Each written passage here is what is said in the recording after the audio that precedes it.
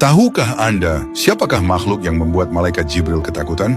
Dalam sebuah riwayat yang dinukil oleh Al-Hafiz Ibnu Rajab dalam kitab Al-Khusyu' fi Shalah, terdapat kisah yang sangat menggetarkan hati.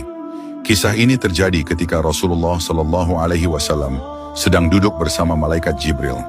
Tiba-tiba langit terbelah dan dari celah itu turunlah sesosok makhluk yang belum pernah terlihat sebelumnya.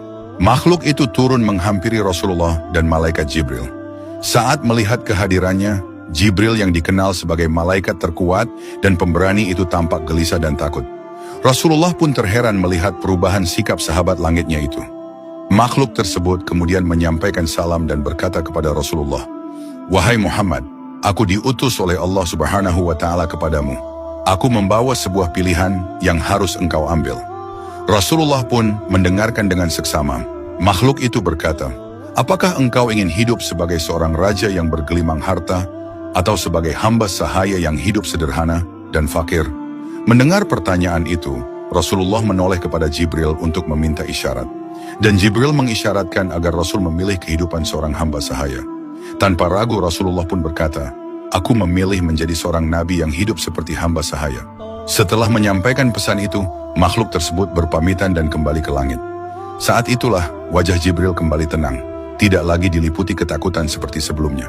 Melihat hal tersebut, Rasulullah pun bertanya, "Wahai Jibril, mengapa engkau tampak begitu ketakutan ketika makhluk itu turun?" Jibril menjawab, "Demi Allah, aku tidak mengira bahwa ia akan turun ke bumi, kecuali untuk menyampaikan kabar tentang datangnya hari kiamat." Rasulullah pun bertanya lagi, "Siapa makhluk itu sebenarnya, wahai Jibril?" Jibril pun menjawab, "Dia adalah Israfil, malaikat peniup sangkakala. Ia tidak pernah turun ke bumi kecuali dengan tugas yang sangat besar. Aku khawatir kedatangannya tadi untuk memberitahukan bahwa hari kiamat telah dekat." Diketahui bahwa malaikat Israfil adalah makhluk yang agung. Ia memiliki 1.200 sayap, dan satu sayapnya saja sebanding dengan gabungan 600 sayap milik Jibril. Ia berdiri tegak, menghadap ke arah arsy Allah, siap meniup sangkakala jika waktunya tiba.